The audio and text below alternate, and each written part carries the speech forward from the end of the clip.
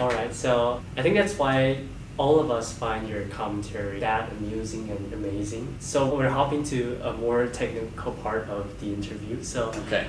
many might wonder how you prepare for a commentary, since matches are unpredictable. Right. What are the essentials you consider before a game? It's funny. I would love to say for my employers, oh, I spend all my time prepping, like days prepping. The truth is I don't. I think they know that. I don't need to fake I guess. I think I've been preparing for most of my life. So I do prepare a bit, less than ever. I don't know. I also want to leave certain things for my co-commentator to say, because I've spent a disproportionate amount of my time watching, consuming table tennis. Like, I've been following it quite religiously. I really watch a lot, even when I'm not there. I'm keeping up. I follow the players on social media. I talk to them. In terms of prep work, it used to be just writing down their age, their current world ranking, their head-to-head record, and then I'd keep open that tab on my computer. Let's say Ma Long is 4-3 against Lin Yunru, or 4-4. Say they're 4-4, but let's say 3 of the last 4 times Lin Yunru won.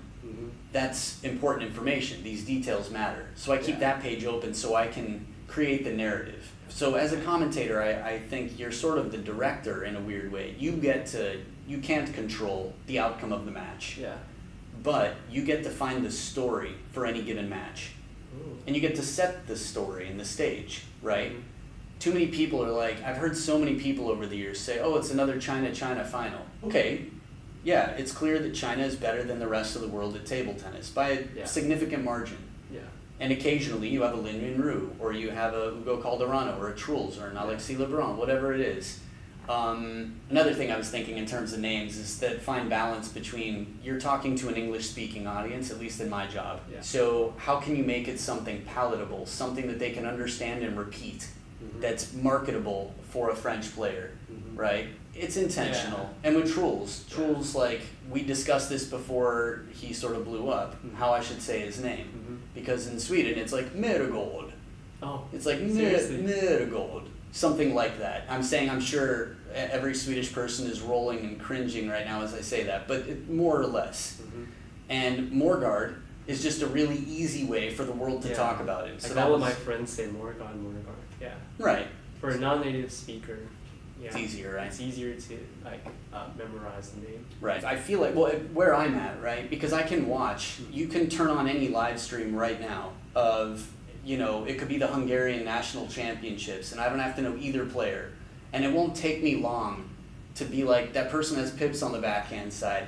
Sounds like there's no very thin sponge, if any. I think they're long, but I might not commit to that. Yeah. I think as a commentator, it's sort of like news. You can say there's been an accident somewhere, but if you don't know the specifics, keep it vague, and you're still right, right? Yeah. Like, the lights are on in this room. I don't know the specific bulb, but I can say that the lights are on and people will agree. Yeah. So same with commentating. Don't try to overstep or get too specific if you don't know. Yeah. You can always specify as you learn. Yep. So prep work is sort of minimal. It's basically taking care of my health, making sure I don't have to go to the bathroom in the middle of the broadcast, that I got a good night's sleep the night before, that I'm hydrated, that I'm not starved, but not so full that I have to go to the bathroom. Yeah. That's basically it. That's cool. One last question before we end. So do you think being good at the sport or be fond of watching it adds to job satisfaction? Yes. Being fond of something, adding to satisfaction, sure. Yeah. I mean, enjoying something, let's put it this way. You don't always have to enjoy something to feel a sense of satisfaction when you complete it. Sometimes the greatest sense of satisfaction comes from the hardest thing, because you didn't want to do it and you got through it. Or you proved to yourself that you could, or you finally did something that you were procrastinating on or fearing for a long time. So satisfaction is an interesting topic. I'm not an expert on it, I just have my own experience to speak of. But I do think it makes it more fun, it makes the time pass. I mean, time flies. If you're, whether you're on a date with someone and you really enjoy that time flies. There's not enough time. Like having a date with ping pong, table tennis. Sure. If your career is a good date for you, that's good. I think blending pleasure and work can be wonderful. I think it should be seamless. I think work shouldn't feel like work. Sometimes it has to. But ideally, it would just be seamless. Your work is just something you enjoy doing and you don't feel like stopping because It's fun for you. I think it's less important to be good at it. I think having an understanding of it, like some of the great coaches in many sports. They may not be the best players, but... Not even close. Yeah. But they have a deep understanding of it. Yeah. My playing level is way below my understanding of it. I can watch a video of myself and just tell people, don't play like me. You can if you want, but if you're trying to be really good at the sport, I do a lot of things wrong, and that's fine. I know that. Mm-hmm. And I can also identify someone who's way better than me. Like, I've had people ask me for coaching along the way back in the day that I'm like, you know, our levels are really close, and what do you want to learn? They're like, a backhand? I'm like, I have a terrible backhand. They're like, but I think you can help. And I watched the person, and within a minute, it was almost embarrassing because the person bought a 1 hour lesson. And we warmed up for a few minutes, and then within about a minute of him playing a backhand, I said something to him about where his elbow was and when he snapped his wrist, and I talked to him a little bit about timing, and he changed it and immediately noticed the difference and said thank you, and I felt like he got more than his lesson's worth in the first 5 to 10 minutes of the entire lesson.